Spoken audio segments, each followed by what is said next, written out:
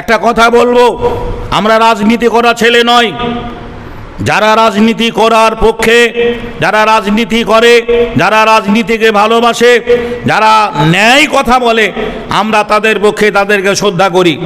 মমতার সরকার পতন হলেও 36টা এমএলএ বিধায়ক মুসলমান, তাদের জবানটা কি বন্ধ হয়ে গেছে?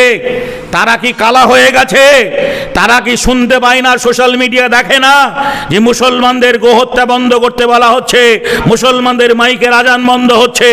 একজন মূর্খ, বিজেপির একজন মূর্খ নেতা বলেছে অ্যালার্ম দিয়ে, কি বলছেন আপনার আজান হবে, আজানের শব্দ আজকে মোবাইলে হয়, মোবাইলের আজান শুনে নামাজ পড়বে। আরে মাথা মোটা, তোমার বউ যখন পুজো করবে তুমি আলাম দিয়ে রাখবে, বলবে ওং ব্রহ্মা দেবচং ব্রহ্মাইতে চং জগোধীতাই কৃষ্ণাই গোবিন্দাই নমঃ নমঃ পাপহং পাপাত্তা পাপ সম্ভাব ত্রাহিমাম পুণ্ডিকাখো সর্বপাপ হর হরি নমঃ নমঃ। এটা মুখস্থ করে নাও, এটা আলাম দিয়ে রেখে তোমার বউকে শোনাবে, আর সেটা দিয়ে পুজো করবে। বাদরামি করার একটা সীমা আছে, বাদরামি করার একটা জায়গা রয়েছে। মুসলমানরা হাতে চুরি পরে নেই। পশ্চিম বাংলার মুসলমানরা সবাইকে যেমন আপন করতে পারে, সবাইকে পর করতে পারে।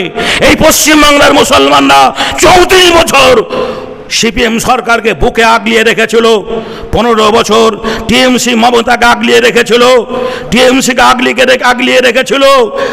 আজ তুমি দুদিন সরকারের দায়িত্ব পাওয়ার পরে মুসলমানের উপরে যদি আঙুল তোলো, মাদ্রাসার উপরে আঙুল তোলো, মাইকে মসজিদে মাইকের উপরে আঙুল তোলো, কোরবানির উপরে আঙুল তোলো, ধর্মের প্রতি আঙুল তোলো, 5টা বছর মনে রাখবে, 5টা বছর পরে তুমি রাস্তার ফকির হয়ে যাবে।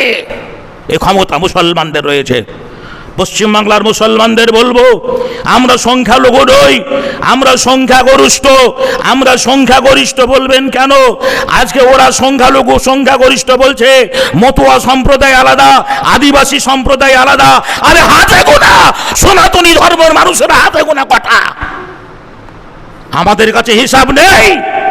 পশ্চিমবাংলার মুসলমানরা সংখ্যালঘু নয়, রাজনীতির প্ল্যাটফর্মে সংখ্যালঘু করা হয়েছে।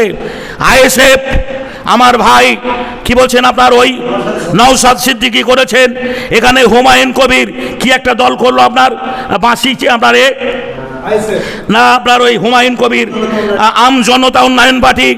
জি, এই মুসলমানদের কাছে পায়ে ধরে বলবো, আগামী 5 বছরে মুসলমানরা এক প্ল্যাটফর্মে, আমি নওশাদ সিদ্দিকের পায়ে ধরে বলবো, হুমায়ুন কবিরের পায়ে ধরে বলবো, আমি আরো যে সমস্ত মুসলমান ভাইরা কংগ্রেস করেন, সিপিএম করেন, টিএমসি করেন, বিভিন্ন দলে বিভক্ত হয়ে গেছেন, ডিভাইড হয়ে গেছেন, আসুন হানাফি আমার ভাই, দেওবন্দি আমার ভাই, বেরেলি আমার ভাই, আহলে হাদিস আমার ভাই, ফতোয়ার দিন আর নয়, শেষ হয়ে গেছে।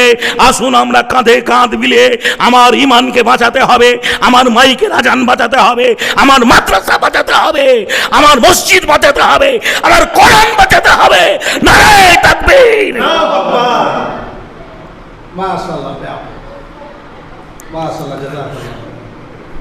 বলতে যাচ্ছিলাম, সকলের কাছে করজোর আবেদন, বিভিন্ন সোশ্যাল মিডিয়ায় বিভিন্ন রকমের বিভিন্ন বক্তার বক্তব্য শুনে উত্তেজিত হবেন না।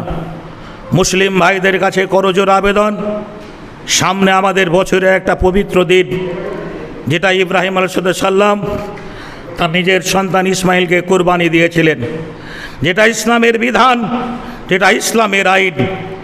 এই আইনের প্রতি, এটা আজকের জন্য এই আইনটা প্রযোজ্য নয়, এটা ইসলাম আসার পর থেকেই আমরা মুসলমান, কোরআন হাদিসে বিশ্বাসী। তাই করজোর আবেদন করে বলবো, আপনারা উত্তেজিত হবেন না, যাতে অন্য কোনো বিধর্মী ভাইরা কষ্ট পায়, আঘাত পায়। যে এমন একটা জায়গায়, নির্দিষ্ট জায়গায় কুরবানি করবেন, রক্ত মাংস যেন কেউ দেখতে না পায়। হাড় হাড্ডিগুলো যে রাস্তাঘাটে এদিক সেদিক করে ফেলে রাখবেন না, যে প্রয়োজন হলে আপনি ঠিক জায়গায় মাটিতে গেড়ে দেবেন। তারপরে গোস্ত মাংসগুলো যেগুলো বিলি বন্টন হবে, সেই সময় দিকে লক্ষ্য রেখে যে আস্তে বাইক নিয়ে যারা যাবেন আত্মীয়র বাড়ি, তারা ধীরে স্থিরভাবে যে আপনার একবারে বিধান অনুযায়ী হেলমেট শু জুতো পরে যে আস্তে আস্তে গিয়ে আপনার আপনজনের বাড়িতে গোশত পৌঁছে দেবেন, যাতে রক্ত মাংসগুলো রাস্তায় পড়তে না যায়। যে আল্লাহ রাব্বুল আলামিন যে সকলের কাছে যেন আমরা দোয়া চাই, আমরা বিশ্ববাসী মুসলমান আল্লাহর কাছে পরিশেষে দোয়া করি পশ্চিমবাংলার মানুষ যেন আমরা সঠিকভাবে ইসলামের বিধানকে সামনে রেখে আমরা যেন কুরবানি করতে পারি। জোরে বলুন আমিন।